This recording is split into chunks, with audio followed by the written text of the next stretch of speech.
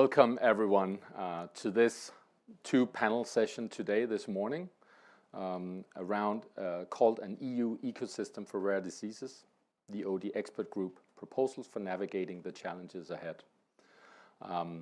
My name is Christian Javelon. I'm a partner with Copenhagen Economics, and we've had the pleasure of being the knowledge partner for the OD Expert Group over the past 3 years, supporting the experts in the group, developing and shaping proposals towards a better rare disease ecosystem in Europe. Why is this so important? At this moment in time, we're faced with a once-in-a-generation legislative change around the rare disease landscape, around development of medicines, access for patients to innovative new medicines. And this, if we look at the history, the current piece of legislation on rare diseases have been in place for more than 20 years. So it's probably fair to say that what is being decided at this time will be in place and shape the whole environment and the lives of thousands, tens of thousands of rare disease patients over the next 20, 30 years. So it is indeed an important time for people living with rare diseases. For this reason, the OD Expert Group formed some 3 years ago to bring some of the highest expertise in the rare disease, within rare diseases, to inform the European Commission as it developed its proposal, and to inform decision makers in the following debates and discussions that have been taking place already and are taking place now and will take place over the coming in the coming time. Because making these legislative changes, there are many concerns that need to be balanced, and in the end, the devil is in fact in the details. Many good intentions that from abroad, from afar, can look good and fair and balanced might in fact have detrimental consequences. If we get it right, though, there's also the opportunity of actually having fantastic positive consequences, meaning over the next 20, 30 years, we'll see a vibrant community with researchers and companies developing rare diseases that are being accessed at affordable prices to the benefit of people living with a rare disease. And that's why we're here today. Today we're going to have two sessions. The first will be on the European Commission's proposal, and to try and contrast that and look and then discuss that in view of the proposals that the OD Expert Group presented and have already presented. In fact, 14 proposals that go across the value chain of development, from research development, incentives, archetypes for modulating incentives. This is some of the new backbone of the Commission proposal, that not every development project or medicine development project receives the same incentives, but it might be calibrated, differentiated, or modulated is the terminology. Into regulatory pathways and so forth towards access. The second panel will discuss the EU HTA, so the new joint clinical assessment, the new EU HTA process that foresees a much more centralized approach to assessing data coming out of clinical trials or other types of data that is being used to assess the safety, efficacy, and so forth for new medicines. Now it turns out here that there are specificities around OMPs, orphan medicinal products. Again, the devil's in the detail here that needs to be taken into consideration in order actually to drive benefits and value from such a new EU HTA regulation, instead of ending up with additional cost and a stifled system. So those are the two panels here today. But a little bit about the OD Expert Group. As I said, it's a group that formed itself 3 years ago because it wanted to inform, taking together some of the best specialists and experts across the rare disease landscape in Europe and inform decision makers about these new legislative changes. It's a multidisciplinary, cross-functional expert group 20 plus experts from across the rare disease community, from researchers, academia, patient representatives, members of the investor community, rare disease companies, and trade organizations. It is a high ambitious group because it wants to be and has already proven with its proposals and its insights into decision makers and policy makers and those shaping the proposals from the Commission.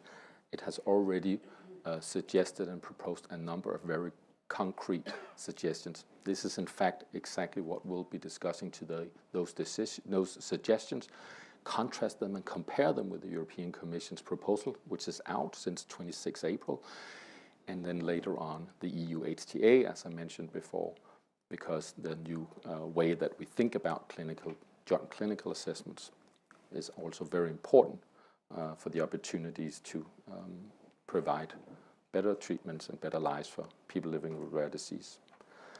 So that's what we're here for today. Before we go into the first panel, I'd like to hand over the word to. No, let me just say before we do that. During the panel sessions, you'll be able to ask questions that I'll then be able to pick up. That's from the participant here and from you who joined us online.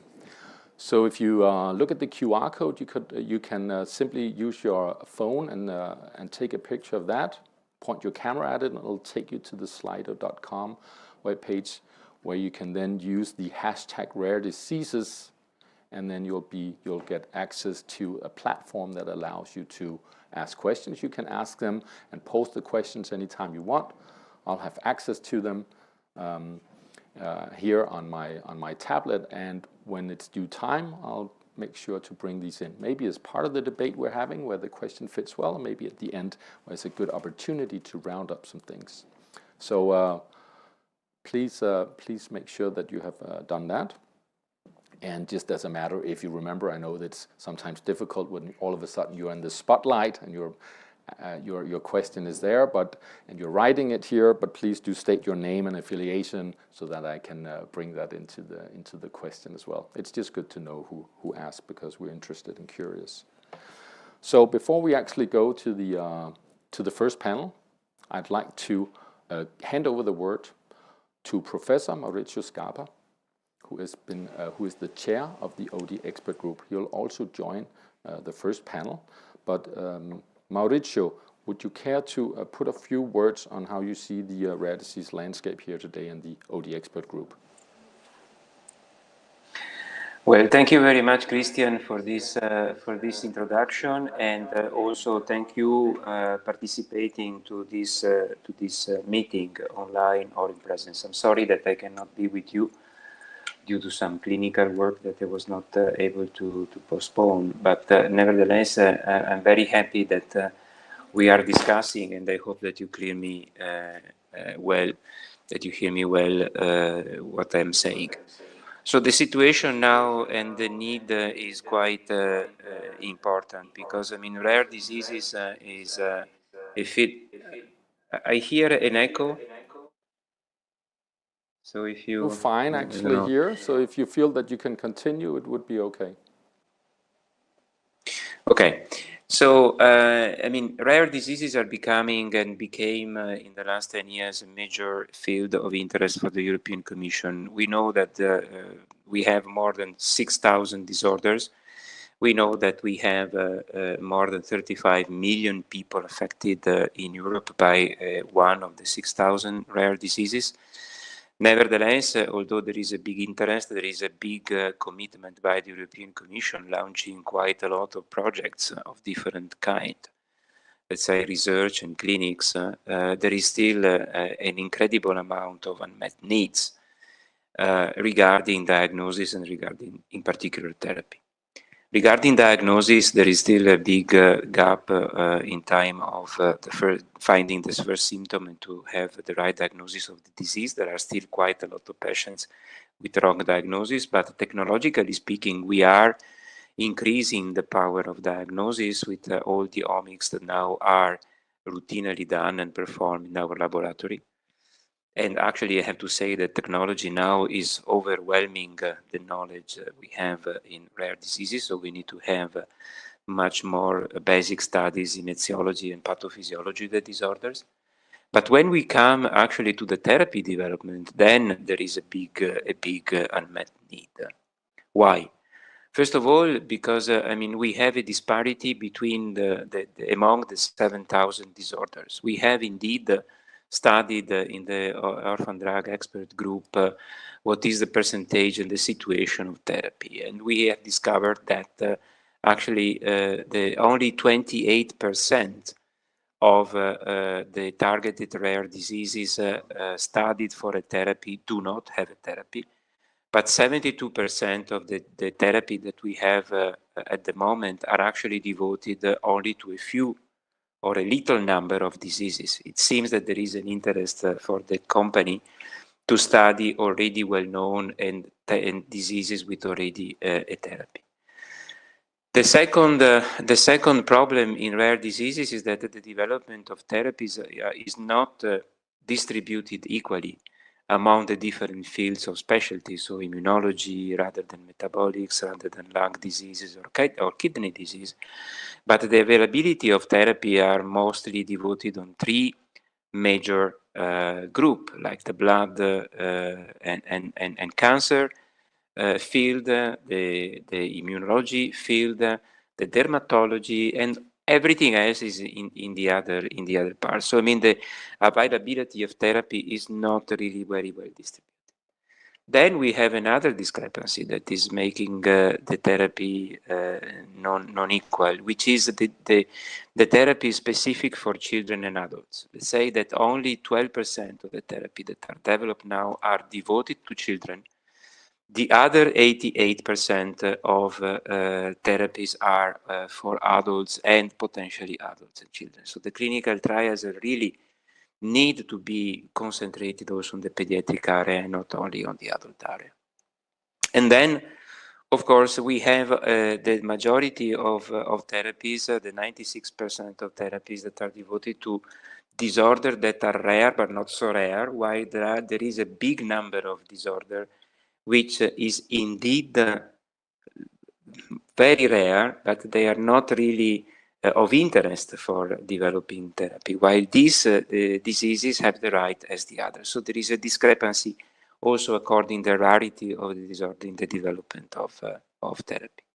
So to conclude, I think that this meeting and this expert group is crucial also to continue to work and to be sustained, because indeed we have identified also a way to improve this status on development and on rare diseases. First of all, discussing how to improve the ecosystem of research and also how the company can really develop therapies. Then we can, with this group and with the discussion that we are starting today, to find how to improve the system and how to create incentives and have financial rewards for companies that are entering in the rare disease field. We need to improve the flexibility and then the speed of regulatory pathways. So we need really to make the discussion of the new regulation that was published on April 26. And then, of course, we need to enter in a sort of achievability and sustainability in the national health system of drugs for rare disorders. So these are the four main lines. And then we have other topics that we can discuss with the panel even later. So I think that just telling these few words, we see how complex is the field. I am very optimistic because technology is already, we are entering in the gene therapy era, and we have evidences that gene therapy is indeed a way to go, not very quick, but it is already, we have very, very important results in eye diseases, in thalassemia, in some neurodegenerative disorders, so it's an open field. Nevertheless, we need to consider the vast majority of the rare diseases and the vast majority of patients and the need of these patients and the need of the national health system to sustain the cost of these therapies. So the world is vast. We have the knowledge, we have the expertise, we have the commitment, we have the group. And so I'm very optimistic that discussing this and finding new ways, we will we will meet the unmet needs that the patient really have to improve the quality of life and to have better diagnosis and a better therapy access.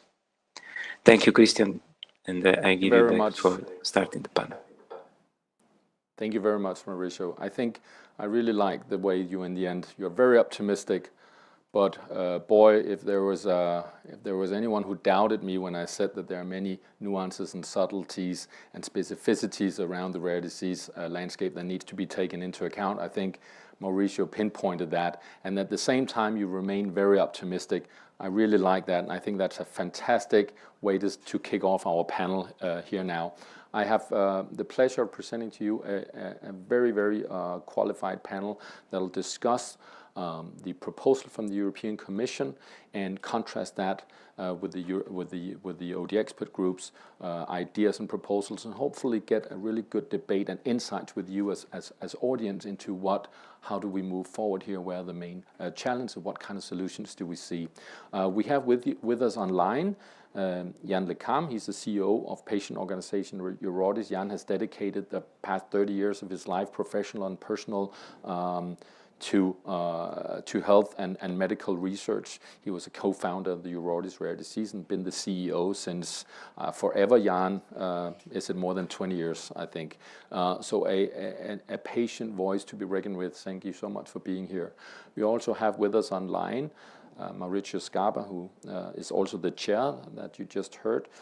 Professor Scarpa is currently coordinator of the European Reference Network for Hereditary Metabolic Diseases, and he has extensive expertise as a basic scientist in genetics and biotechnology. So when you say you're optimistic, Mauricio, I am also a bit more optimistic.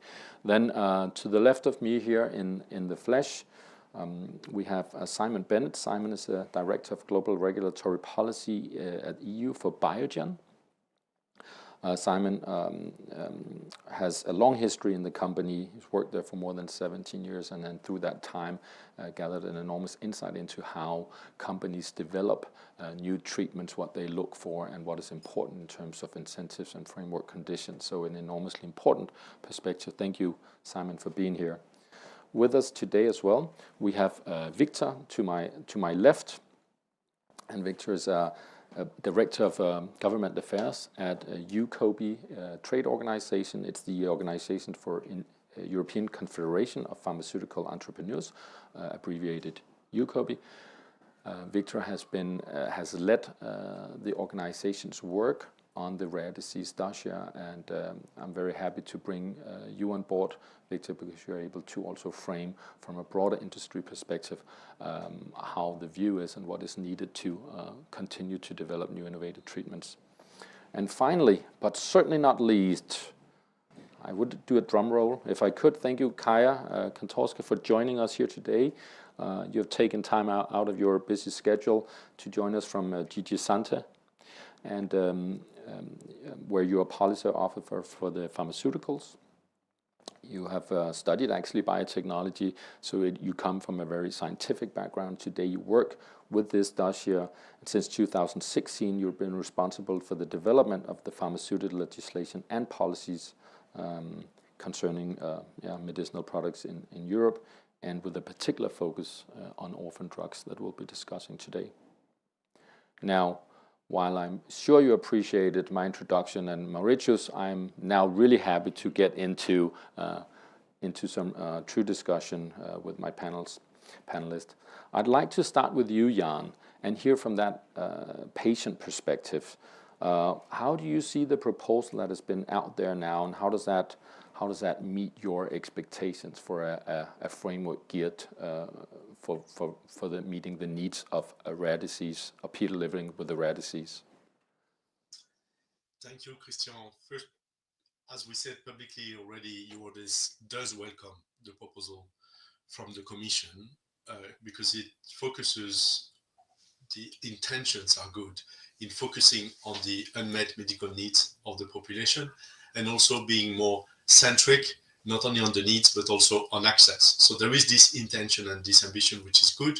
We're also happy to see that rare diseases are well positioned through the different elements of that regulation.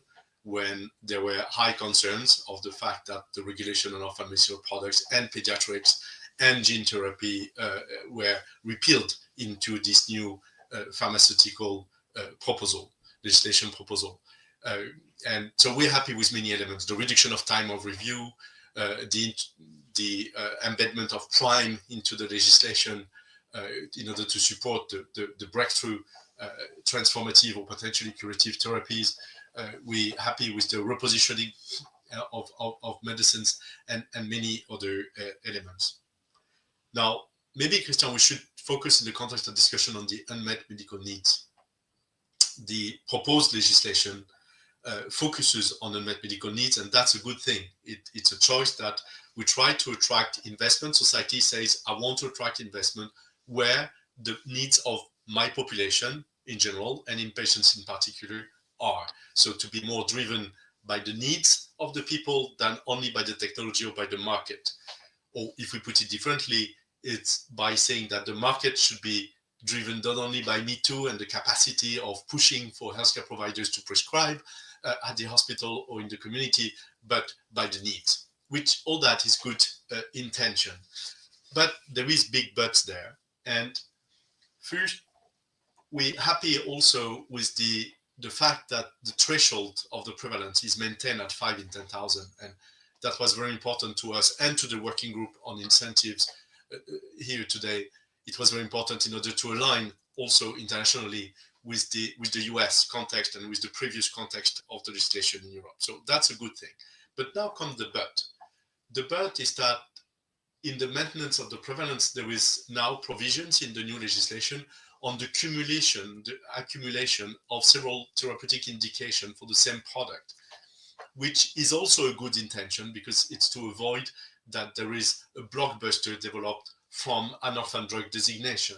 But on the other hand, we need to assess how much that could disincentivize the clinical trial and the generation of clinical evidence in other therapeutic indications with the same product. So we need to try and test it before we put it really in the legislation.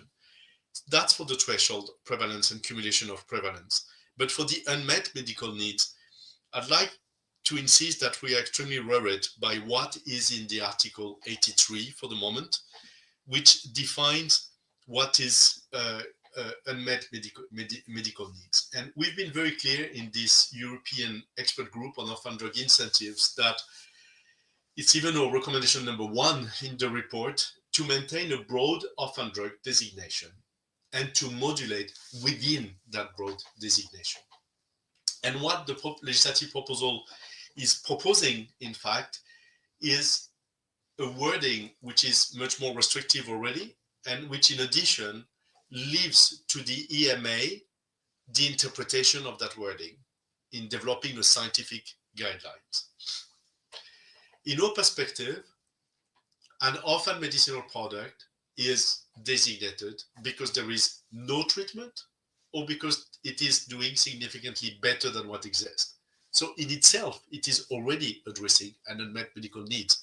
And there is no need to develop guidelines and pages to understand that. And we have been able to work since 20 years within the EMA, within the Committee of Orphan Medicinal Products, to use that language pretty well. There is no real debate about that aspect. So I don't see why we're opening a bigger debate here, at least for the field of rare diseases. Now, more broadly in health, I understand, but in the field of rare diseases. Pushing to the EMA to develop scientific guidelines is a real concern to us because it creates unpredictability of the language which is in the regulation. How are we going to interpret languages such as saying that a remaining high morbidity and mortality or a meaningful reduction in disease morbidity mortality? According on how you interpret this wording, the window is wide, as it has been now in Europe so far, although it was already more narrow than in the US. But if we put it even more narrow, we increase the discrepancy with the context in the US. We need to think Europe always in a context which is US, China, global, let's put it. But here, that's very dangerous to push it to a scientific committee who will say what the language is here. Even more so than in the Article 162, it says that the member states will be involved there, the HTA will be involved, the payers will be involved, and may involve patient representative and healthcare providers and developers. That's not possible. So we're going to discuss that, but without the patients. We're all about the patient needs and unmet medical needs, but we're going to discuss without the patients and without the doctors. That just doesn't make sense. Even worse is that the additional 1 year of market exclusivity for high unmet medical needs will also need to be defined. What do we mean by high?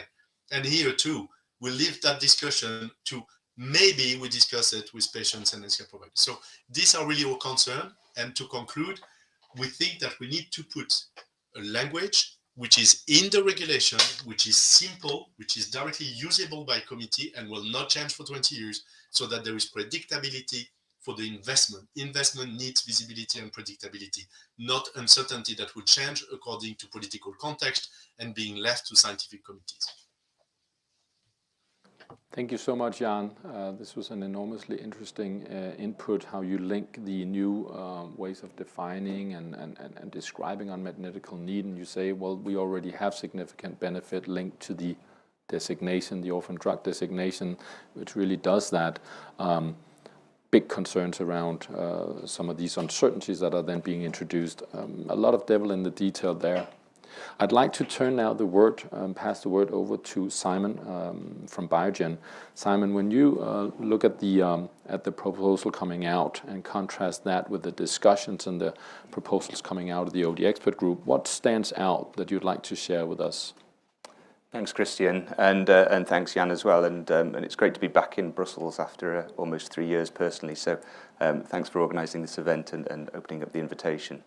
I think from our perspective, I'll focus on the regulatory pathways. A number of the points that Jan's already made around unmet medical need and some of the proposals around that the Commission have made around that are, we echo those comments. I think one of the great things about the OD expert group is it's almost a unique forum in my experience in terms of bringing the different stakeholders together to talk about some of these topics, and there's significant overlap obviously between the areas we look at. But just in terms of regulatory support and regulatory pathways, I just wanted to bring us back to sort of the work that we've done within the OD expert group and the proposals that we've made around regulatory pathways. And I think, what we've pushed for or what we've been advocating for is really trying to make sure that the regulatory pathways can accommodate this, the specific requirements of rare disease development, drugs for rare diseases. And that's what we're really looking forward to. And that's what we've perhaps not seen so much brought out in the Commission's proposals to date. In our policy paper, we talked about, the idea of an early engagement pathway as being a potential vehicle for having, a better regulatory framework to capture some of the sort of uncertainties around rare diseases. And certainly that would fit with, the archetype 1 and 2 products that we talked about in the paper. And archetype 1 and 2 are those disease areas where there's very little research and development or very few products authorised in a particular rare condition. And then working in those sort of areas is to me, it's a little bit like trying to drive a train while you're building the track as you go along, because those areas are challenging because there's, very little regulatory guidance, there's very little precedent in terms of products already approved. There's also evolving science, so we're learning more about the diseases as we go along. There's also very few potentially clinical endpoints that are accepted for regulatory decision making at that time. So I think that those are the areas where we're really looking for additional regulatory support within the existing framework. And some of the elements that we've talked about in the paper that could potentially be brought out a little bit more in terms of the Commission's proposals are things like the early engagement across multiple stakeholders to talk about novel outcome measures, clinical outcome measures that could potentially address some of the questions in these very rare conditions. Also, on the EMA's operational side, strengthening the expertise that the EMA has to advise medicine developers on how to take these products from the research through to an approved product. I think we already have the COMP, the Committee for Orphan Medicinal Products, that currently is a committee. I know that in the Commission's proposals, the idea is that the COMP will be reformulated, I think it's fair to say, as a working party. And I think ultimately, probably the Commission is I mean, I'll let Kaya comment on this, aiming for the same thing as the Orphan Drug Expert Group in terms of trying to enable that flexibility to bring the right experts in at the right time to advise medicine developers, and that's one of the moves behind that. But also thinking about things like utilising target development profiles as you go through the development process, having a designated point of contact at the EMA from a very early stage of development through to later stages is something that again would help medicine developers in the very rare disease area. So those are some of the proposals that we've put into the Orphan Drug Expert Group, and certainly some things that perhaps we can discuss later and we'd like to see brought out a little more in terms of the Commission's proposals. The other point that I just wanted to raise related to regulatory pathways is sort of slightly connected. It's in terms of significant benefit.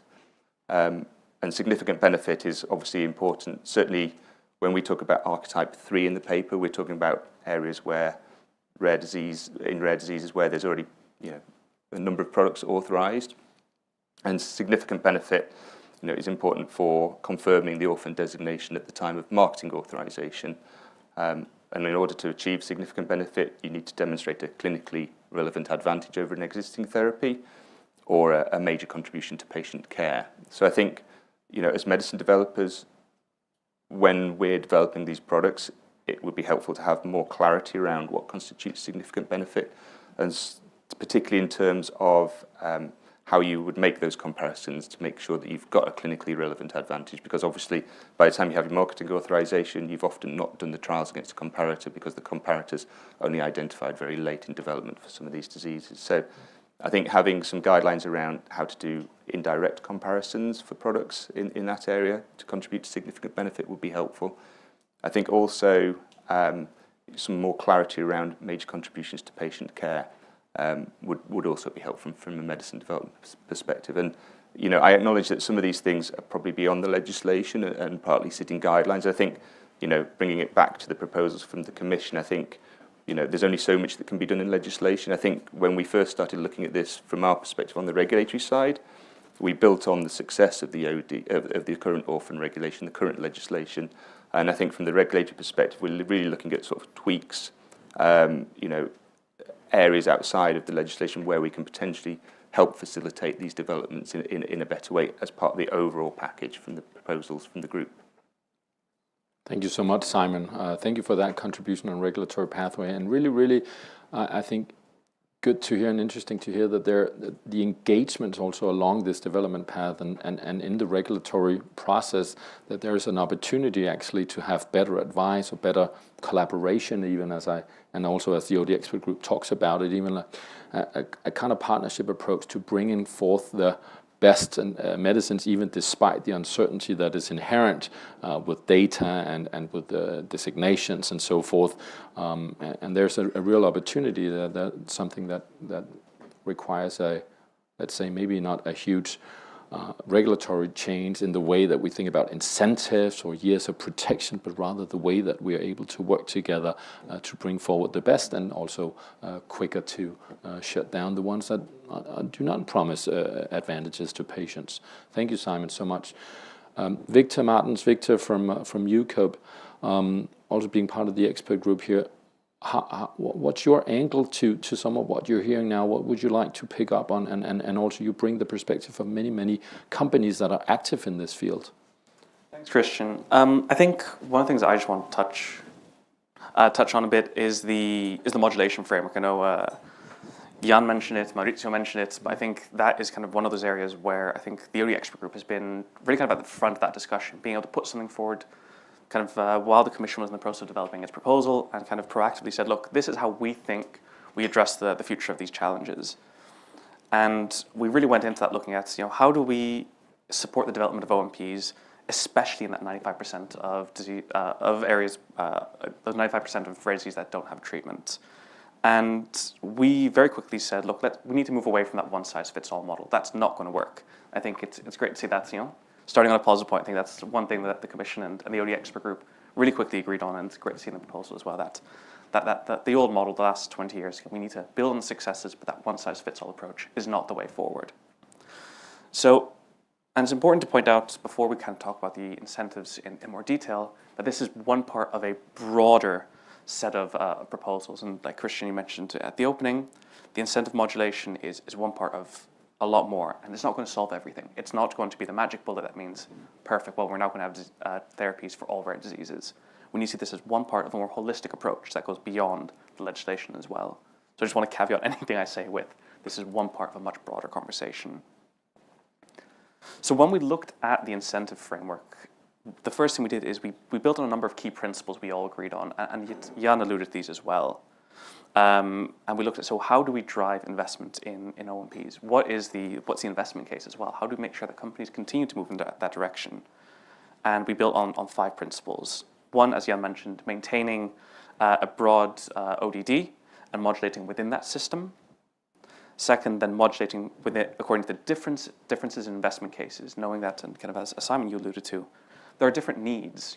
In some cases, there might be basic research. In some places, there might be no knowledge at all. So we need to make sure we recognize those differences, the different barriers, the different levels of support that might be needed, and respond to those challenges. Third, we recognize that we can't and shouldn't base this on a restrictive interpretation of unmet need. So again, kind of looking at it from a perhaps slightly different perspective from the Commission side, but then building on as well the fact that there needs to be legal certainty and predictability to be able to encourage companies to move into that space, to address some of those market failures. There needs to be a degree of predictability. And finally, looking at the fact that these incentives need to go beyond just modulation as well. I think Sam, you touched on a lot of those there. And again, there's not one single solution. It needs to be taken holistically. And again, like I've said, in many cases, the lack of basic research, knowledge of a disease, the modes of actions are key barriers that limit kind of where and when therapies can be kind of developed. And Professor Scarpa pointed this out as well. And that was kind of the basis on which we developed our proposal for how we modulate the incentive framework to encourage innovation. And Simon, you've already kind of referred to the terminology, kind of our different archetypes. And we came up with 3 different archetypes, 3 different kind of strata upon which incentives can be based. And our first archetype, so what we're calling archetype 1, is all those areas where there's a lack of an approved treatment. So this is really kind of an area where we would see those first-in-condition treatments come forward. And what we'd suggest there is that we give them 12 years of orphan exclusivity to make sure that there is enough support, because there is no basic research or there is a lack of understanding, so we do need to make sure there's sufficient incentives there to drive innovation in that direction. Second, again, very creatively named archetype 2, is kind of those disease areas where there is a basic foundation of understanding of the disease. So that's where, so kind of that next step down. So there's a bit of research there. Some of those initial barriers have been addressed. And this is then where we'd say, is there a new technology or mechanism of action, or are we addressing a population subset with this new therapy where there isn't anything else? And this is then kind of looking at, can we give these therapies 10 years of orphan exclusivity? And then finally, archetype 3, those kind of therapy areas where we see quite a lot of R&D activity already. And we still want to drive innovation there, but we recognize they might need less support than those other 2 archetypes. And here we'd then be proposing 8 years of market exclusivity. So with this, we try to take a nuanced approach, saying, look, it's not a yes or no kind of challenge. We realize that there's different challenges for different therapy areas. Different approaches need to be taken. We don't want to say, let's only go into one area or only the other. We've been talking about the 95%. There's a definite, clear, and I think unquestionable need to address those disease areas. But even for those patients in that 5% group, or the people living with rare disease in that 5% group, they might have some symptomatic treatments, but there's still a need for more to be done there as well. So we don't want to say, let's only look at this one group. Let's go beyond and make sure we don't leave those other patients behind as well. So that's how we've tried to approach and take that bit more of a in our perspective, a balanced approach that drives innovation and research to all those patients that can still benefit from novel treatments, and not just looking at only those first to market, those first indication therapies. So that's how we've kind of come up with modulation from the OD expert group, looking at it from a holistic perspective, looking at what are the barriers and making sure we have really kind of a focused, a tailored approach to those incentives, and coming up with that 3-tiered approach, archetype 1 for 12, archetype 2 for 10, archetype 3 for 8, looking at the different levels of research that's needed. So I just want to lay that out, kind of how we've seen that. And I think in a lot of ways it chimes with the Commission's stuff. I think we've taken it, if I can be so bold, say one step further. We've gone and looked at it from a slightly different perspective and tried to make sure we do come forward with a proposal that we think will work and address those challenges for both the 95% and those 5% as well. Very much, Victor. Maurizio, if it's okay with you, I think maybe you can open up the discussion after we heard from Kaya, because I really feel an urge to hear from Kaya, from the Commission, around the perspectives. We heard the unmet need definitions from Jan in the beginning. Does that drive more focus on the right areas, or does it create more uncertainty? The modulation that is set to, let's say, just sufficiently incentivize the investments, but we still need to drive investments in areas with multiple, many products, because there's still an unmet need. But we might need less incentives in order to keep the innovation machine running. And finally, also the connection with regulatory pathways, make sure we bring the right products. So definitely a very challenging and complex task. Kaya, I'd like to hear from you. What have been some of the considerations behind the proposal, and how do you, what are your intentions for tackling these issues with the proposal? Thank you very much, Christian, and thank you a lot for the invitation, the opportunity to be here. I must say I followed with great interest this group since the few years. So we were at a different stage then in 2020. Now with the proposal published, I would like to know, before addressing your comments and all these small buts, I wanted to go back a bit to the beginning, to what Maurizio explained and what Jan was saying as well. I think it's important to highlight that, the rare diseases were always the priority of our work, of the work of the Commission. It started, in the beginning of 2000 with the Orphan Regulation, which I think we all agree that it's quite a successful regulation. It boosted, it really created this, it launched the ecosystem for rare diseases, policy for rare diseases, and this common fight against rare diseases in Europe, with the many research programs that we have with, if I'm not mistaken, more than 2 billion euro of research devoted to rare diseases, which now is continuing, with the ERNs as well put in place. So it is really all an ecosystem which should help, because we heard as well today that the science is the problem, that it's really, we have so many rare diseases without any basic science still running.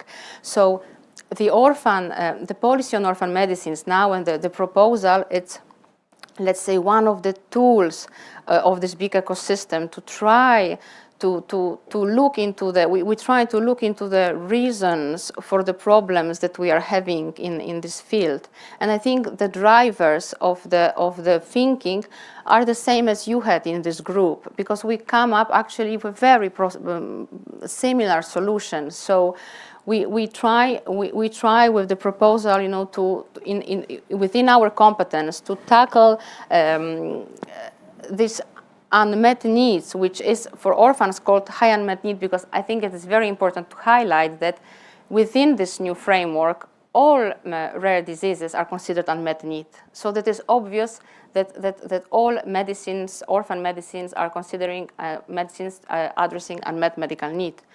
So this notion of high unmet need has been introduced to give this additional boost, to identify and to put attention to the fact that we have a lot of rare diseases without treatment options. So we want to identify those medicines in their early stages of development. We want to help this development. So in the early assessment stages at EMA, those developers will receive additional help, advice.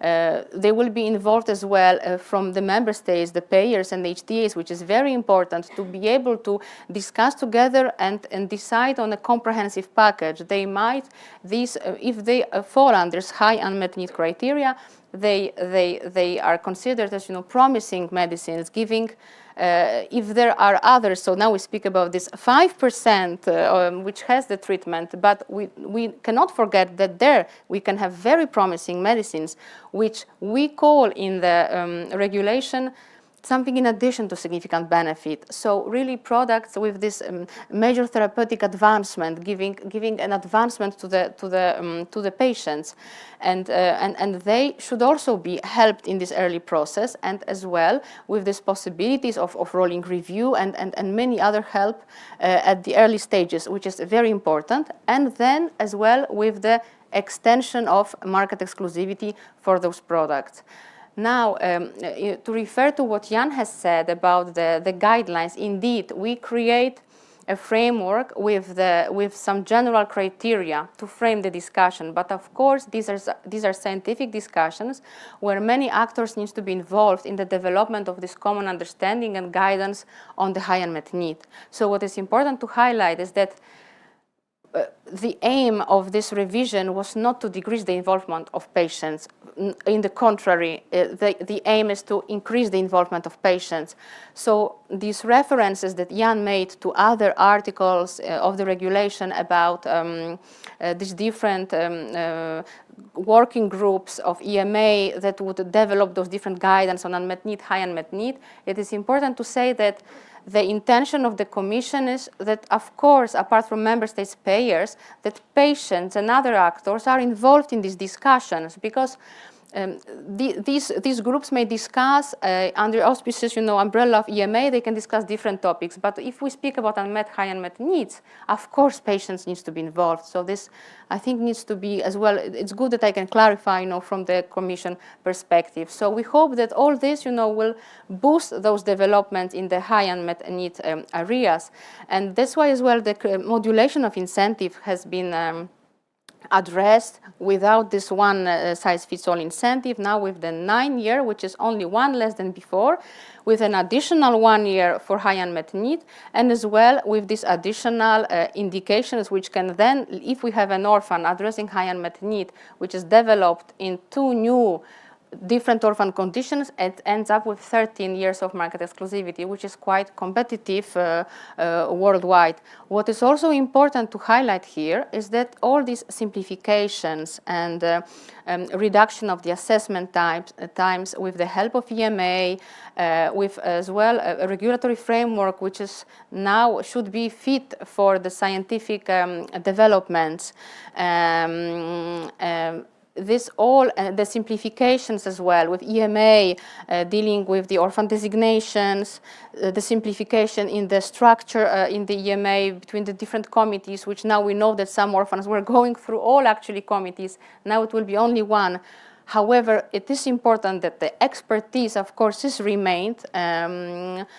This should really help, and we should achieve the goal that the innovative medicines for unmet needs, for high unmet needs, they reach patients earlier. And let's hope, that with this optimistic clamp, I can here shake hands with Maurizio, who started with this optimistic, views, and thank you. And we'll definitely shake hands at the end there and let the science meet this. I just maybe allow myself one follow-up question. You talk about the simplification, and definitely you see that around in the proposal, and the intentions for sure around designating, classifying something as a high unmet medical need to make sure to put the attention there and backing that up with additional incentives.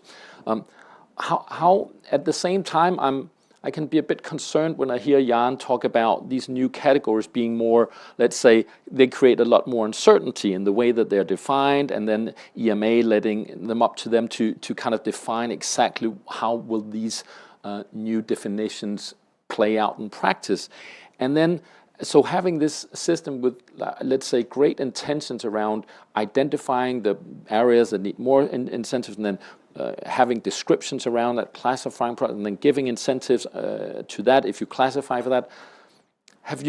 What will it take, or I could be a bit concerned that these good intentions are difficult to play out in practice because the discussions around where to end and then when to qualify for this and that might end up, increasing the uncertainty such that the intentions behind the system might have less impact. And I'm just bringing that back to Jan's concern in the beginning around some of these uncertainties that are created.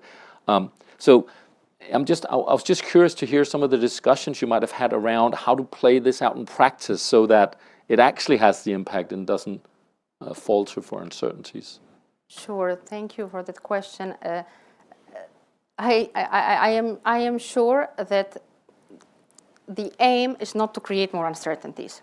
So we need to now find a system. You know, we create some frame for the discussion on high unmet need, because we looked back at how the Orphan regulation worked.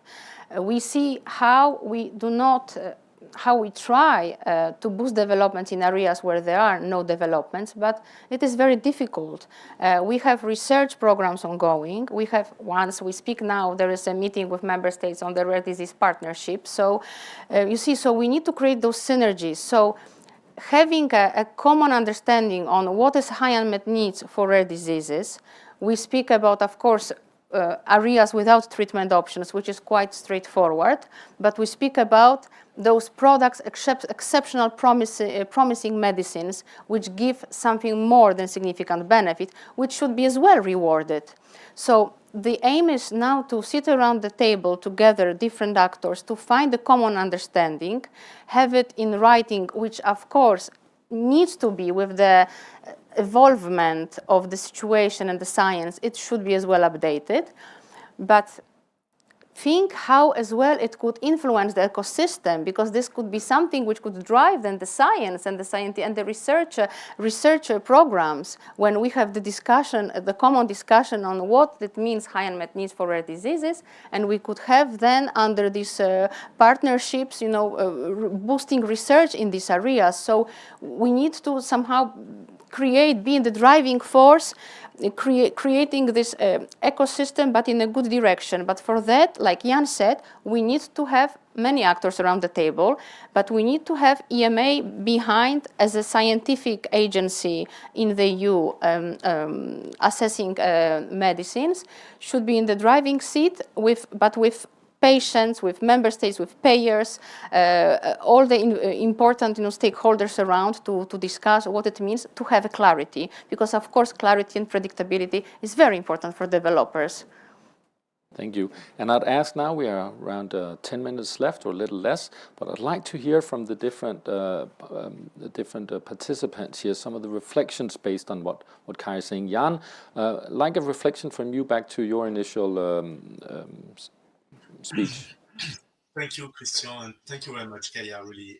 And obviously it's reassuring to hear that the aim is not to create uncertainty and that there is good intentions. But honestly, Kaya, there is no doubt about the fact that there is good intentions behind all that. It's not what we're putting in question. What we're putting in question is the realism of what it means.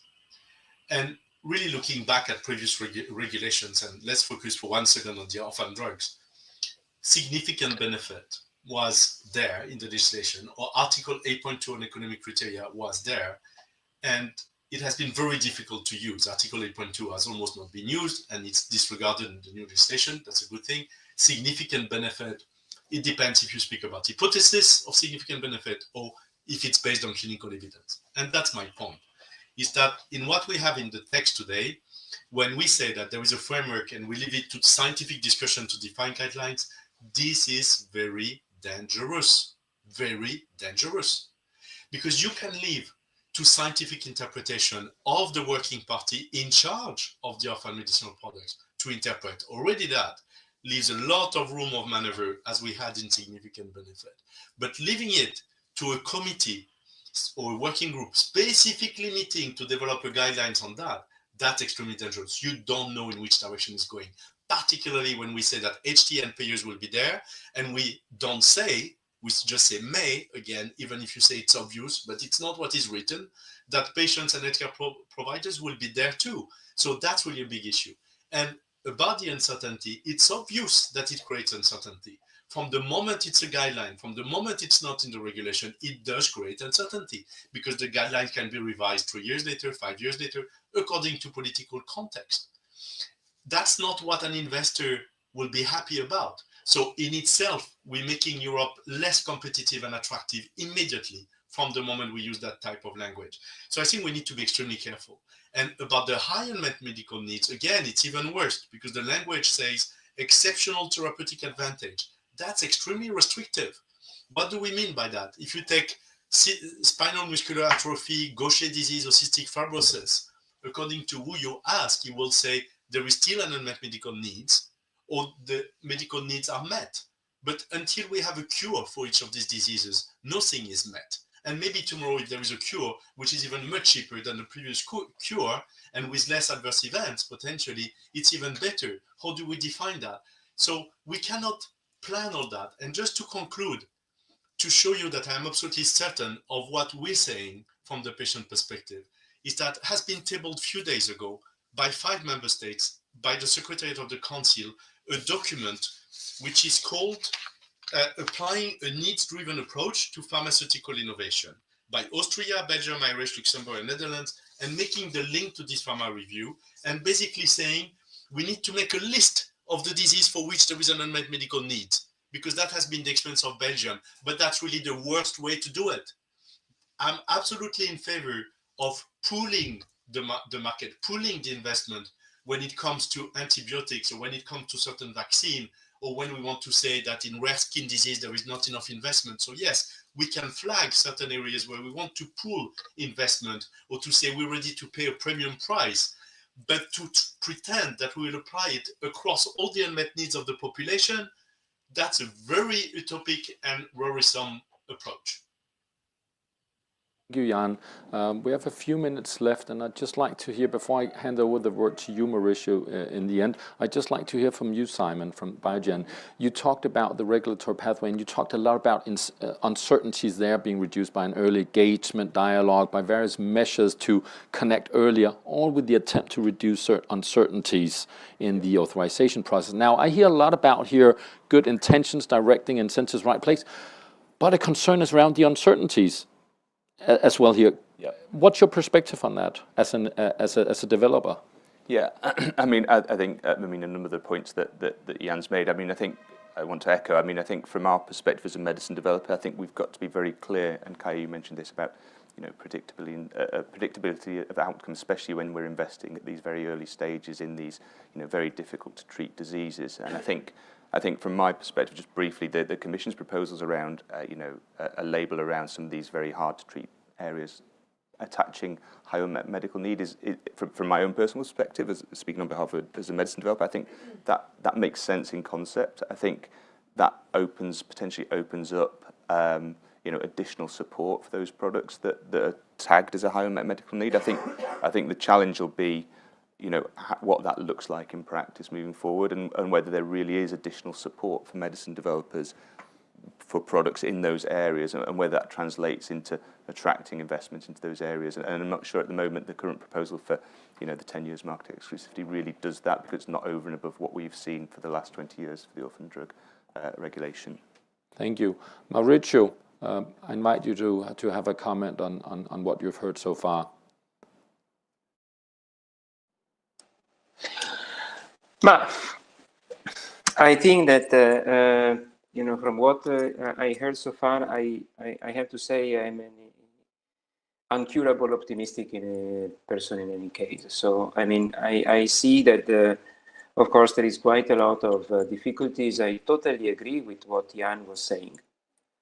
It is difficult that I don't agree every time I see Jan speaking, but especially now where there is this alliance between clinicians and patients regarding the need of therapy and the need of applicability of therapy, and in particular the fact that indeed I think that we are in the dangerous situation that Europe is losing attractability for therapies. We have already some examples of industries withdrawing therapeutics in Europe, and this is a very bad condition.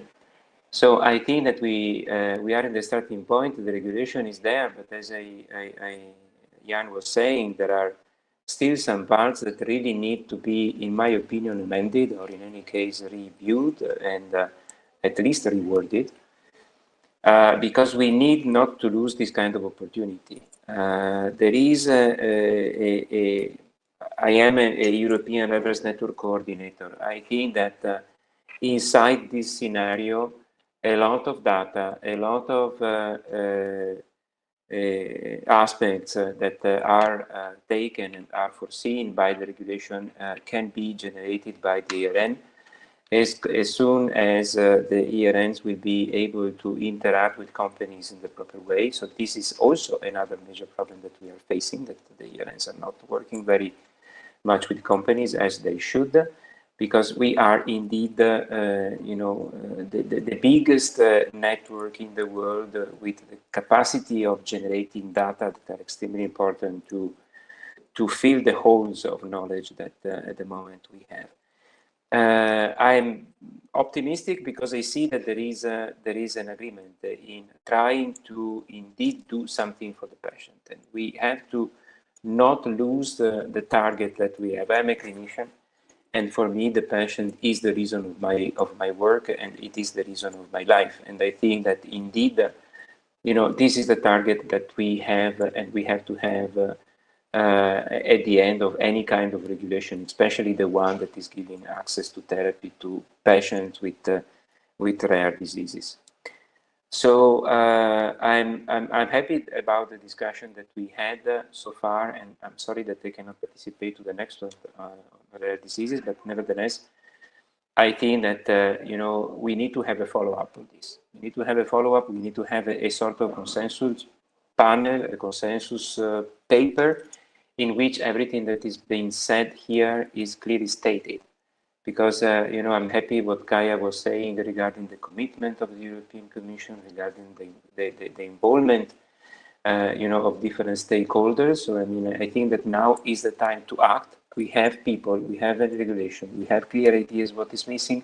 So we can pave the way to really, improve this scenario and to improve the possibility for patients to have a better therapy, to access to therapy. Thank you, Maurizio, for these words. We are come to the end of our session. We set the scene.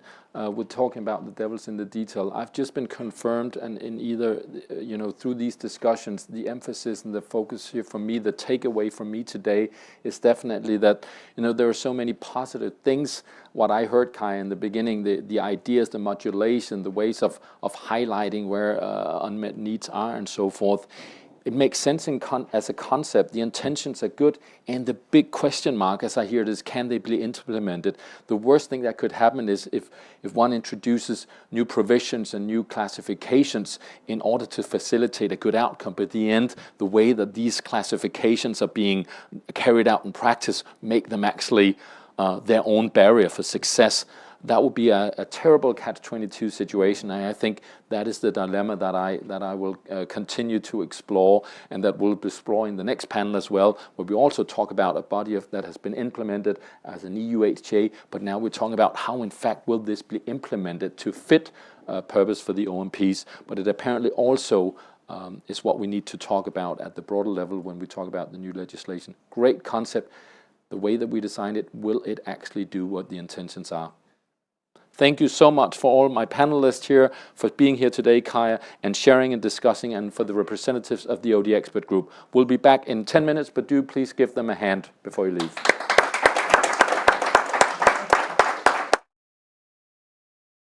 And stay tuned here and out there, and then we'll be back with the EU HTA panel in 10 minutes.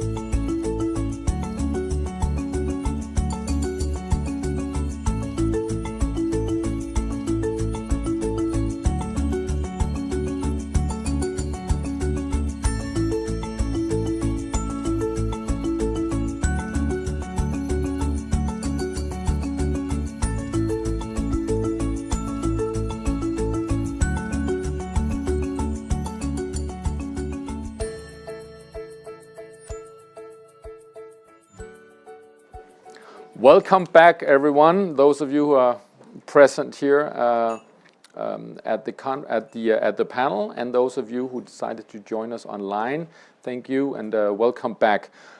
We have a very, very exciting 45 minutes in store for you. We'll now take a further journey into the specificities and some of the core legislations and regulations that are out there now, debated and needs to be implemented to meet the nuances and the specific characteristics of rare diseases and OMPs. We saw from the first panel how that was really the key, that good intentions can be dwarfed by the actual way of implementing and seeing that the good intentions are carried out. If that doesn't work, the good intentions will not come to reality. That was really the key dilemma and takeaway from this morning's panel. We now venture into the EU HTA, so EU Health Technology Assessment.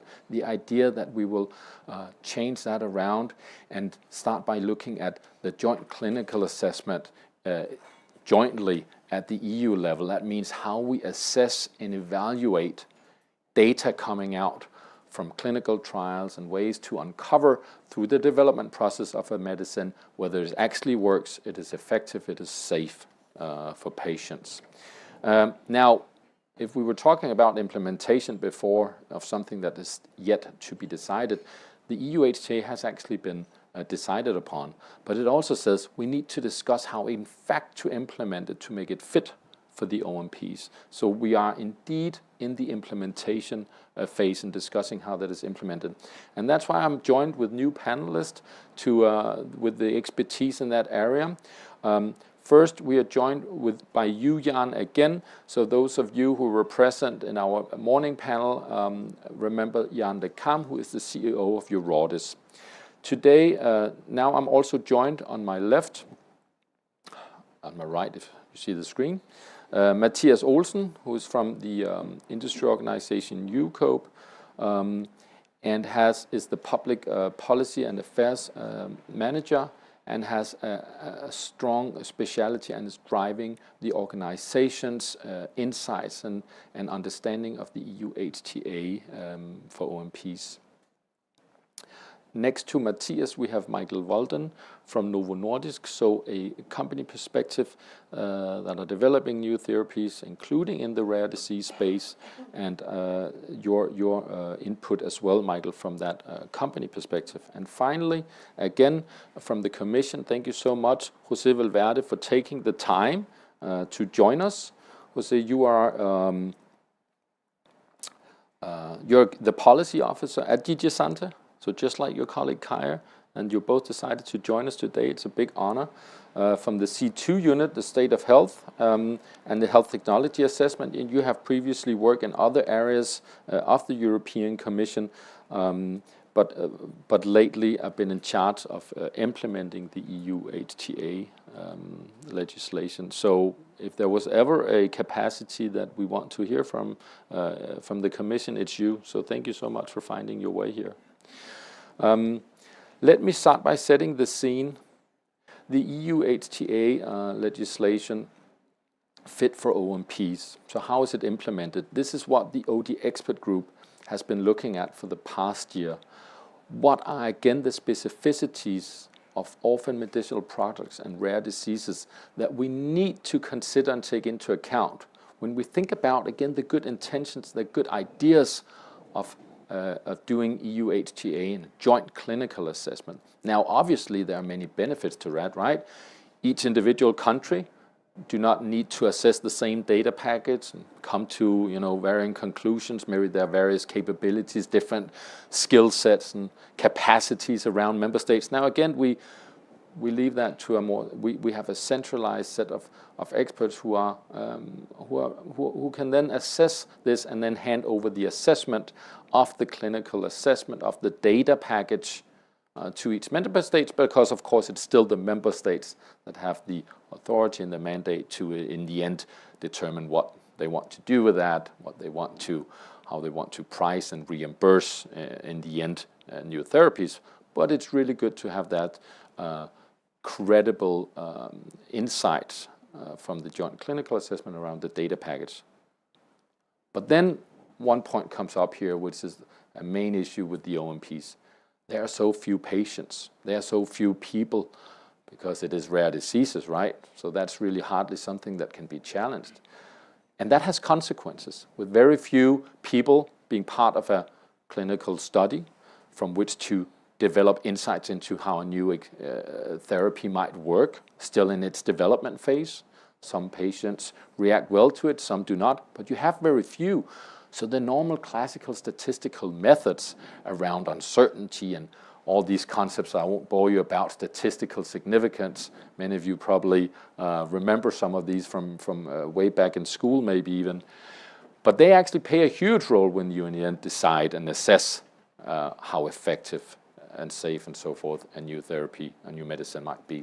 And here is the crux with the OMP and the rare diseases. Very few patients changes the way to interpret potentially and use this kind of data. And then, of course, the question begs, and that's where the OD expert group came in and said, there are many of these treatments where simply the way to capture data in a clinical trial are so limited, so few patients scattered everywhere. Now, we just heard Kaya in the morning say, we also try to identify areas with the highest unmet medical need, where maybe no treatments exist. Often they might correlate with the very utmost rarest of diseases with even fewer patients. So you can see we're venturing into a future where we'll have to assess a data package based on potentially very few patients. The question and the challenge then shaped by the OD expert group say this might actually lead us to conclude wrongly about this data package. We might, in the end, say because there's so few data packages, data points in our statistical methodologies, they're really conceived for large pools of patients and data, we might wrongfully say, just because there are few patients, this medicine does not seem really to work so well, when in fact it does work. Now you may also come to the other conclusion. So in either case, but the primary concern here is that because of few patients, you may conclude that very few patients alone is the reason you end up concluding that a good medicine does not work. Now that's of course not what we have of intention. So how do we work with that? And the OD expert group suggests that other types of data are being allowed to complement the classical trial data, but in a more full data package, making use and being more creative of finding pieces of data and information that can in fact inform the decision around whether a medicine is safe and has sufficient effect. That would be a way to, let's say, come back and overcome the challenge that looking at a limited classical trial data, we may wrongfully conclude that an effective medicine, which is in fact, let's say it's in fact effective, by wrongfully, just because of very few patients, our methodologies will lead us to conclude it is in fact ineffective. Okay, with this background, I'll be now sharing the word over to our panelists to say, with this in mind from the OD expert group, and the need to supplement the classical data package with every type of additional information and data we have, so we can get the full, complete picture before making a decision around the effect of a new treatment. How do you see this, Jan? I'd like to kick it off with you from the patient perspective. How do you see that, and is that a real challenge? A new, potentially very effective new medicine is on its way. Are you concerned that it might not be assessed in the way that it should be due to its effectiveness, but rather there, maybe because of very few patients, it'll be wrongfully assessed? What do you see of challenges there, Jan? We are surely concerned. We all know that the challenge is the one of uncertainty at the time of the marketing authorization, at the time of risk-benefit assessment and of relative effectiveness assessment. So now the joint clinical assessment within the European network. Why there is uncertainty? Because there is not only a limited number of patients, as you said, but also a limited knowledge. And that limited knowledge is simply because the disease is rare and that there has not been thousands of publications about the disease, but usually few hundreds, and somewhere between 200 and 600 usually publications about the disease. So our concern is that the science and the investment will. I have an echo. I don't know if you have it too, but I didn't have that in the previous panel, just to indicate the technical team. So the science and investment may deliver new treatments, but we may have then difficulties as patients to have access to it, because in the middle, the HTA assessment will say there is not sufficient evidence to show what is the value of that medicine, what is the value proposal, what it brings in addition to existing treatments, or even in the absence of treatment compared to the natural history of the disease. So this is where our concern is. And we have been, as you know, promoting a European approach to HTA. So we're very much in favor and supportive of the EU HTA regulation and of the new network being put in place. And we're very attentive to the guidelines being developed at the moment, which will drive the work of the scientific joint clinical assessment. And here, what we're calling with the working group, the expert group here on orphan drug incentives, is for an approach, as Christian just said, which is flexible, which is comprehensive in taking into account all evidences, and which takes into account also the real-world evidence accumulated during the clinical trials or right after the risk-benefit assessment, and insisting on the importance on the guidance. And the guidance is the scientific advice given by the EU HTA, so in the early stage of development or during the development. But what's important in our perspective is that guidance from the HTA is realistic in terms of what can be asked in terms of feasibility, but also ethically. In a lot of cases, it's just not ethical to ask for a randomized control trial. And that needs to be taken into consideration. And then we may need to have a better study of natural history, for instance, or we may need to have a better registry to be able to compare to something, because anyhow, for the joint clinical assessment, the assessors will need this evidence in order to see what are the clinical evidence. So we need to anticipate that in the scientific consultation of the HTA, but also of EMA, and to coordinate that. So we're really insisting on that importance of having this coordination between EMA and HTA, and particularly to create the tools upfront in the very early dialogue at the EMA, where HTA should participate, or in the scientific advice of EMA and scientific consultation of HTA to define, do we need a natural history study, and do we agree on the method? Do we have a registry? Do we agree on the method? The same for the clinical endpoint, the same for the surrogate endpoints and biomarkers, which are usually an issue at the moment of HTA evaluation. Do we need a comparator, and which one? And to have all these elements being qualified by the EMA, and HTA recognizing that this qualification by the scientific advice of EMA is valid for them in terms of generation of sufficient quality evidence in comparison to their expectations. So I hope that clarifies our expectations and concern. To conclude, what we need to recognize in our perspective is that the issue are the uncertainty, but it's not to have an option which says it's going to be poor. No, what we need to have in the joint clinical assessment is not the assessment of the efficacy and safety, but also of these uncertainties with a clear pathway for the continuum of generation of evidence marketing to reduce these uncertainties with a clear plan aligned with EMA at the European level. Thank you very much, Jan, for this perspective and the flexibility that really resonated with me.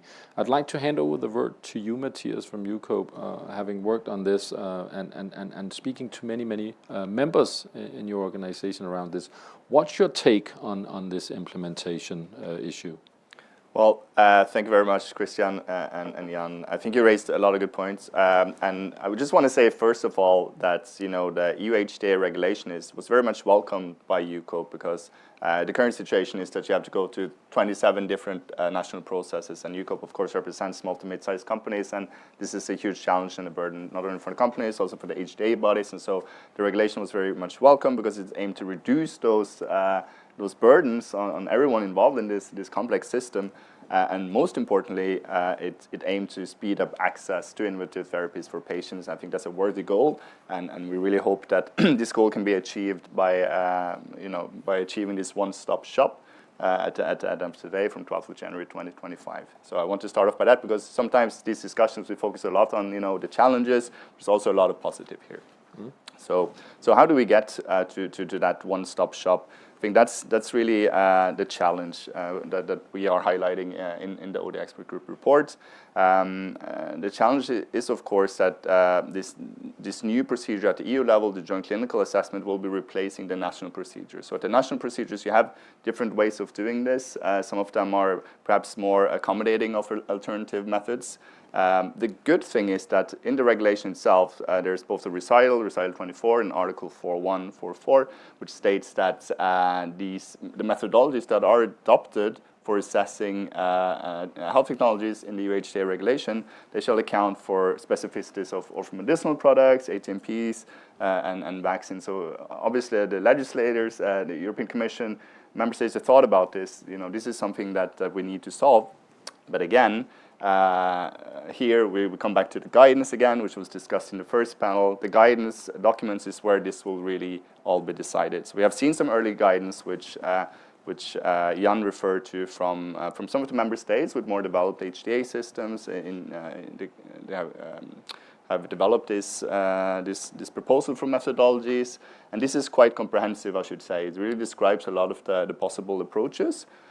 But we see that there's a reluctance to, I should say, first of all, there's perhaps not a strong enough recognition of these challenges that orphan medicinal products face. So you mentioned the pragmatic challenges in terms of having a smaller number of patients. Jan mentioned the ethical challenges. This is recognized by the European Medicines Agency, for example, when it comes to regulatory approval processes. It's referred to as exceptional circumstances. So we need to have this recognition, strong recognition as well within the joint clinical assessment procedure. The second challenge is that the alternative methods that do exist and are described and used in national procedures, they're not necessarily endorsed in the same way that of course, the gold standard for assessing therapies is randomized controlled trials. It's randomized, so you can have a stronger certainty. You mentioned certainty that the results that you are seeing is actually a result not by some other influence, some outside force. Now, because of these pragmatic and ethical challenges for rare disease therapies, it's not always possible to do these types of clinical trial designs. So you do single-arm trials, where and Jan mentioned we have maybe limited understanding of how the disease progresses naturally, but there isn't a way forward. You can do these trials not in a randomized controlled trial, but a single-arm trial with a historic comparator arm. So we talk about this in the report. I think the main challenge is that we need to avoid that the joint clinical assessment becomes discontinued or delayed, and that we end up delaying access to patients compared to what exists now. We really want to speed up access to patients to these innovative therapies. And the way that we ensure that is that there's a strong recognition of those challenges, and that there's a broad endorsement of a common way of assessing these types of technologies.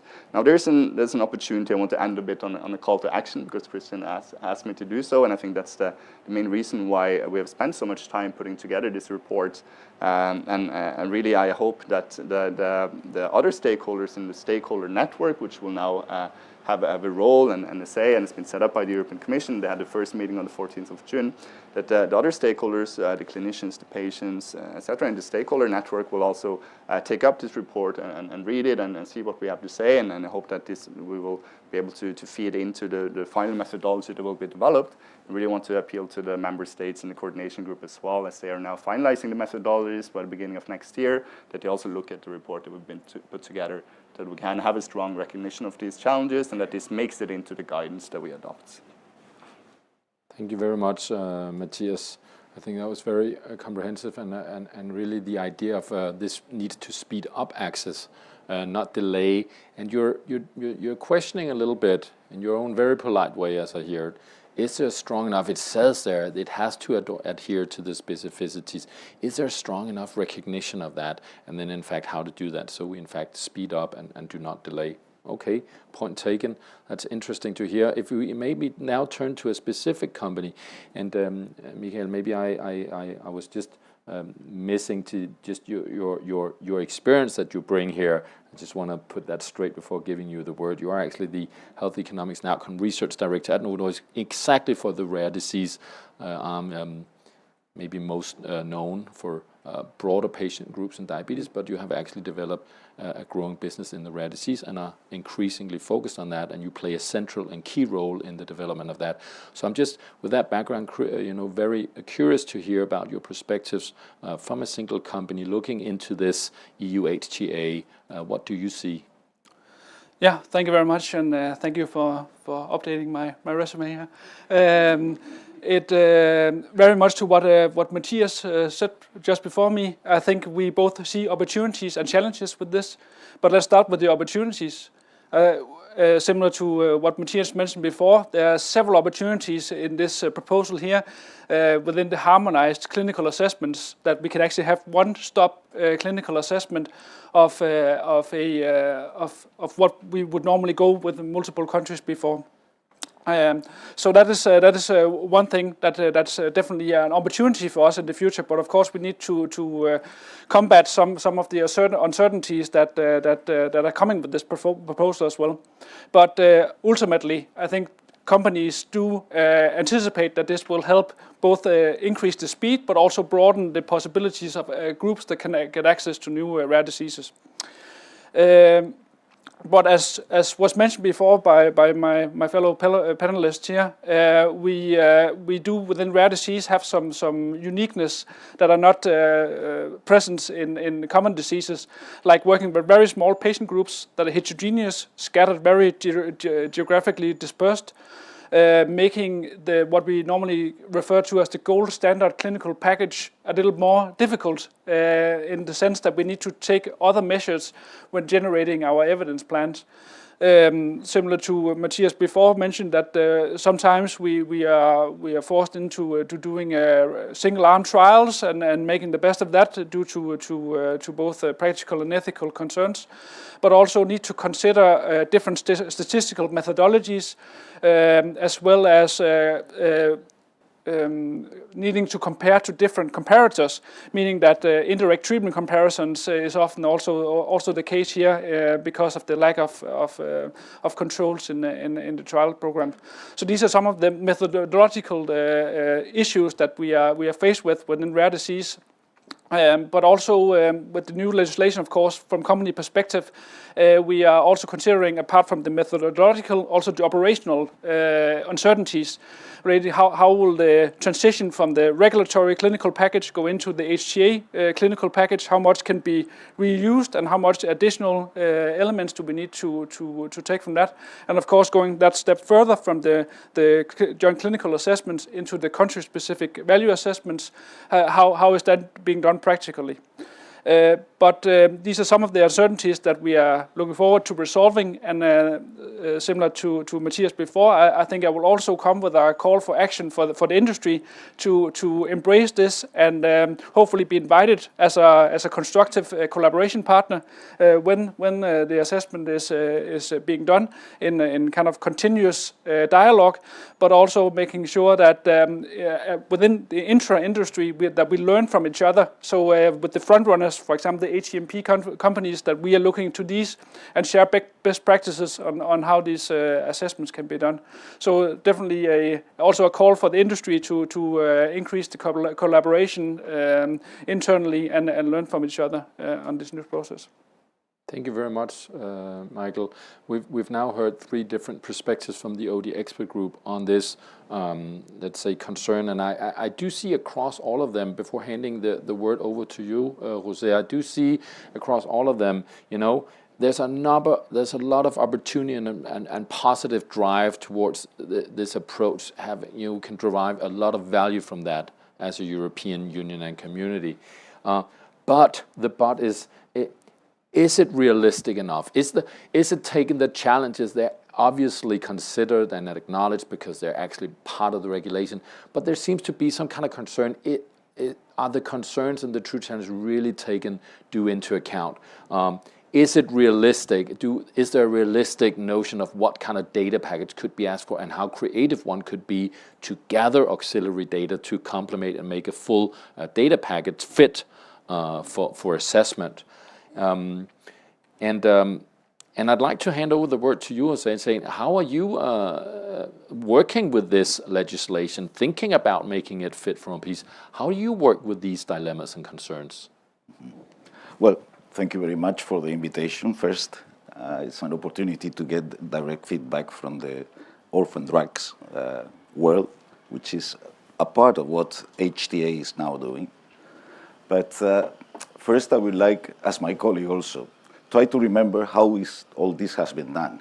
It's years of member states' collaboration and also talking with the industry through different joint actions, how that can be done, but also with the patients.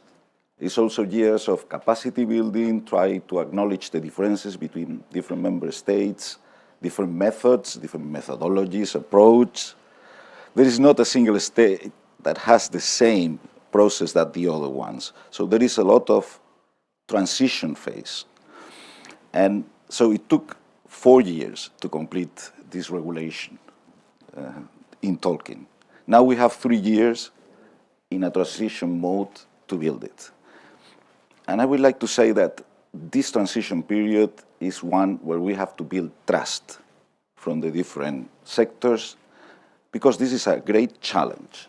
I mean, trying to do the joint clinical assessment at the same time that the market authorization is going is a challenge. It's not being done before. So we are trying to do something that will speed up, if everything goes as we thought, to work on shorter times for making a decision. But take also into account that this regulation is driven by member states. So the Commission is the Secretariat. What the joint clinical assessment is going to provide is what we call classically, the evidence is global, the decision is local. So all that pertains, the clinical evidence will be there, the description of the technology, the evidence that is available at that time. And I address one of your comments about to be flexible enough to have time to provide new evidence, but at a certain moment we will have to cut that dialogue and maybe restart it at another moment later. But yes, try to do that. And my point is also, of course, we are speaking with EMA, not only with the stakeholders, as you mentioned, the network. That was for us a critical moment also, because the governance structure is conformed by a group of coordinating member states with different subgroups. The methodological aspects are starting to be discussed in the subgroup on methodology and guidance and procedures. But there are other subgroups, one working on joint clinical assessment, a third one working on joint scientific consultations, and also this transition between what was the service contract and when it will start. We have still 18 months to go until the 12th of January of 25.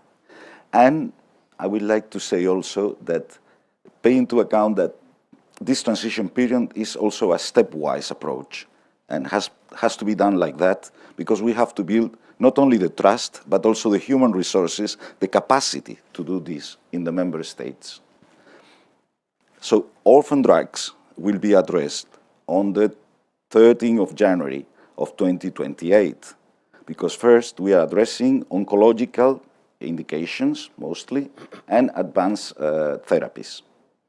Then later orphan drugs, and everything hopefully will be covered from 13 January 2030. maybe later we can address some of the comments made by Jan.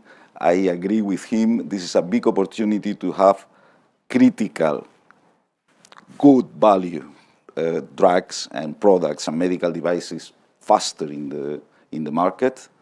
I think that is something that we all want, but at the same time there are many challenges, and it has to be built together. Thank you, Jose. I really pick up on the trust issue there, and I heard both Matthias and Michael and Jan obviously as well, really talking about this opportunity for constructive input and really take like the OD expert is growing now, and Michael, you also saying, you know, really a call to industry to keep engaging in a constructive way. Jan, if you think about, you know, I'm inspired by this trust building that really is a center of how Jose wants to build the good implementation platform over the coming years. How do you see, let's say, some of the issues or some of the questions around stakeholder involvement in joint clinical assessment? This is key because in the regulation, it's not foreseen to be compulsory. So it all depends on the guidelines being developed at the moment by the European HTA network, but also, I would say, on the goodwill of the future leaders of that network and members of the steering committee and of the commission, etc. But there is a second aspect, is that it's the practice which is important. It's not only about engaging one patient representative into the joint clinical assessment. It's about doing it in advance. It's about having maybe two. It's about assessing competing interest in a way that understands that in the field of rare diseases, the most active patient advocates are working with the academic researchers, with the industry, and with the regulators and HTA. And that it's important to know that and to be transparent, but maybe not to exclude them because of that, if we want to have the competent people in the room. So this participation of patients, we believe, is essential. Now, Christian, to follow up on what your panelists also said, I would like to insist again on the importance of the very early dialogue, which is foreseen, but needs to be also encouraged. Here too, it's about the practice. It needs to be a clear signal from the European HTA network to the developers to come early to discuss and have the guidance on the planning on the evidence generation in order to have the proper clinical evidence at the time of the assessment in the joint clinical assessment. And that's very important. And we've seen that in practice from our experience at the EMA. The earlier, the better the outcome. So even for the company, from a developer and investor perspective, it's better to go early. But we've seen that also with the mechanism of coordinated access to orphan drugs, the so-called MOCA, where we work with 14 payers in Europe.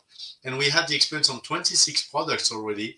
And it's consensus among the developers and the payers that early dialogue enabled to have a better planning of the evidence in order to have a more informed discussion at the time of the assessment. So that's very, very important. And I hope that the resources will be given to the European network in order to do that work, because that may mean to have more than one meeting, to have one very early dialogue and one later, again, scientific consultation. Thank you, Jan. I feel like we're on a path here to try and provide input to Jose's wish to build trust over the next coming years to actually facilitate the right dialogues or the right methodologies and implementation framework. Patients must be involved to build the trust, and a very early dialogue with the EU HTA network and developers, to work early with developers, also a way of building that trust in order to actually facilitate models that everyone feels, yes, this way of looking at it actually caters for the specificities of OMPs. As a member here, Matthias, of the OD expert group, coming, having a lot of knowledge with the background and what companies and developers are saying, what do you think about this way of thinking about building trust? What more would be necessary? Well, I think we have some great examples already, and I think it's right to draw some parallels to the way that the European Medicines Agency was set up, because it's also, you know, it's not something that was built in a day, and you had to build that trust between the member states, but also between the different stakeholders, and it took a while to get there. I don't think everything will be solved in a year and a half, and hopefully we will continue to have these conversations. Although, of course, even if OMPs are only subject from 2028, OMPs with a cancer indication would still be subject from 2025. So it's still important that we have these discussions now before that point in time, and also so that this can be factored into those joint scientific consultations that should already be happening around this time in preparation for 12th of January 2025. So I think that the trust can be built. We have a very good framework with the regulation. We have the coordination group of member states, which really will be, as you mentioned, Jose, they are really the ones that are driving this, and I would say providing the governance structure, and in the end deciding on the rules of the road and the methodologies and the way to do this and the way to work together. But we also have the stakeholder network, and to Jan's point, it is so important, and another great achievement with this regulation is that patients now really are involved in a formal way in the assessments themselves, together with clinicians as well, very important. But having this stakeholder network and really utilizing that to build that trust in the same way that the European Medicines Agency is doing, where they have these regular interactions or exchanges with stakeholders to discuss the methodology, to have a frank discussion, maybe not to give the pen to the stakeholders, but to really to have some clear outcomes on the way forward together. Having those discussions, I think that's the way that we build trust, and hope that we use the stakeholder network to the fullest. A very good framework with the regulation, I heard, Jose. And then this trust thing. Could you elaborate? Now you heard some of the inputs on what will it take in this period to create the trust, so that we in the end get something that all stakeholders feel, yes, these are good methodologies for assessing OMPs. Could you elaborate a bit on this trust idea and this, I don't know if that's too big, a roadmap for trust building over the next years? What does that look like?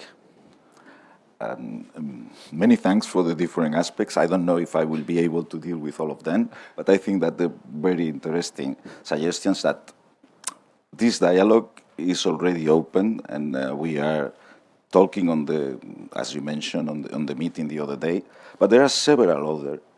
We are also putting in place capacity building projects for the patients, so that they are already running, but also capacity building for the own member states, so to help them and the agencies develop the competencies to work together at an international level, and also knowing the differences between the member states. We have to take into account many subtleties. There are places where it's a small group of people making the whole decision, making the process. There are big countries with a lot of agencies, with a lot of academia supporting them. So we have to make all that things go together. Before you were talking about real-world evidence and real-world data. Yes, we are looking expectantly at what can be done from there. And recently, Emma has already put a statement on what they are doing. We are investing, I think, in research projects quite a lot, Horizon Europe and many others, on getting to know what. But still, when you say real-world data, what is that? We want a common understanding. Because in some countries, electronic health records are real-world data. For a clinician, electronic health record will be the only real data. So the perspective is from where you see it. Joint scientific consultations are very important and I will say extremely important for small and medium enterprises to understand what are the processes behind, how to approach them, what is the evidence. But this is also substantiated in the human resources of the agencies of the member states. And of course, so we have to build little by little more capacities on that. And you can also help from your side in the sense that we have a Horizon Scanning, a group on emerging health technologies. If we get advice of these coming new technologies, medical devices, medicinal products, we can take back and calculate what is going to be the impact in the next years and what human resources we have to put in place in the future. So it is very important to work also with this subgroup of the coordination group. We saw it as different steps. First, trying to get as soon as possible awareness of what is coming, horizon scanning, emerging health technologies, joint scientific consultations, of course, as much as we can do, and joint clinical assessments done at the same time of the market authorization, so that the decalage will be very small, hopefully. If we don't have, or if the people doing the joint clinical assessment will not have enough evidence to make a clear recommendation, which again, the clinical evidence will be there, but there won't not be a recommendation. All social, legal, economic aspects will be analyzed at national level. They have to use by the regulation the joint clinical assessment, so be sure that they have to do it, they have to, and this is the compromise of the member states. But again, the decision is there. If there is not clearly enough evidence or you have more evidence coming later, then it will be the question of reopening that joint clinical assessment, maybe. Checking the indications. I think there is a whole world behind, which is very interesting, but I think like that, talking also with Jan about how we can integrate the patients, experts or not, because between different countries, you see that in some countries, patients with a certain disease will be considered biased, so not consulted by the processes. So it differs between the countries, and it is very important now to have also the HTA institutions talking together at European level. After 15 years of already collaboration, there are still things to be arranged, to be finally fitted. Thank you, Jose. I think there's the platform and the opportunity here to really come up with something that is effective, takes into account the nuances of OMPs. It seems that it's really on the radar, but still acknowledging, because the framework is there, but still acknowledging there's a bit of a journey towards even defining and discussing what is actually real-world data and real-world evidence. When can we utilize it? I think these are some of the things that are of a big concern to the OD expert group and also in the report. By the way, I hope you'll be inspired also by the brief conflict of interest note that the OD expert group put out. We didn't pay so much attention to it now to keep a focus, but it actually does address the concerns around how do you involve experts when there are few of them. Can you do better than just disregarding them? So there are some good guidance in there. We're coming close to the half hour, which means the end of here. I'd like to thank the panelists and really just keep on the positive note installed by our chairman, Mauricio Scarpa, in the beginning, in the first session, that there's real optimism here. I hear great support for a very strong framework. But again, the devil lies in the details in the implementation. I hear Jose saying, yes, when we do have some years and we're standing on many years of history and experiences from member states, we're in a good way. And the reaching out across to patients, to companies, to industry organizations, to really be part of this, I see as something positive and probably the foundation, this roadmap for trust building that will get us there in the end, allowing us in a trustful manner to go through methodology concerns, data concerns, uses of real-world evidence, open up, not open up, all these things. But I see that we're on the right path. So I'll end this second panel session and thereby the whole event by staying optimistic, and at the same time we have uncovered some of the true key pivotal issues that we need to address. And then there are potentials in the road ahead. Thank you so much, Jan, again, Matthias, Michael, and Jose for joining, and all the rest of you. Give them a big hand.